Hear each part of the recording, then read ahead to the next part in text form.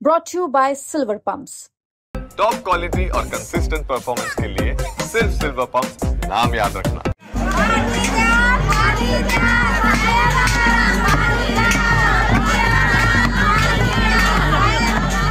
यवतमाळच्या पुसद तालुक्यात असणाऱ्या माळपठारांवर फेब्रुवारीमध्येच पिण्याच्या पाण्याचा प्रश्न निर्माण झालाय। उन्हाळ्याची चाहूल लागताच माळपठारावर असलेल्या गावगावचे नदी नाले विहिरी कोरड्या पडतायत। त्यामुळे सावरगाव गोरेच्या सरपंचाला नागरिकांच्या रोषाचा सामना करावा लागला।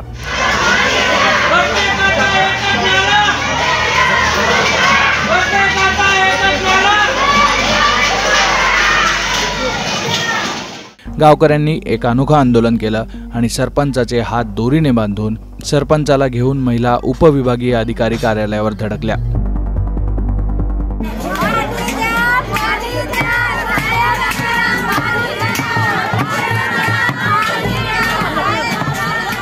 उन्हाळा सुरू होण्यापूर्वीच फेब्रुवारीमध्येच माळपठारांवरच्या गावांसमोर पिण्याच्या पाण्याची समस्या आवासून उभी आहे।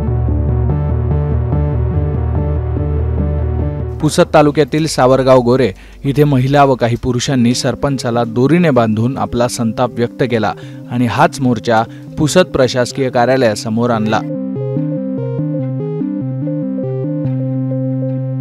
विशेष म्हणजे 2022 पासून या गावात जल जीवन मिशनचं काम सुरू आहे, पण ते अजूनही पूर्ण झालेलं नाहीये।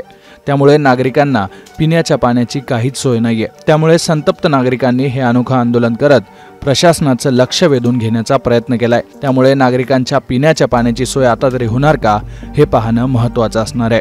ब्युरो रिपोर्ट, मुंबई तक।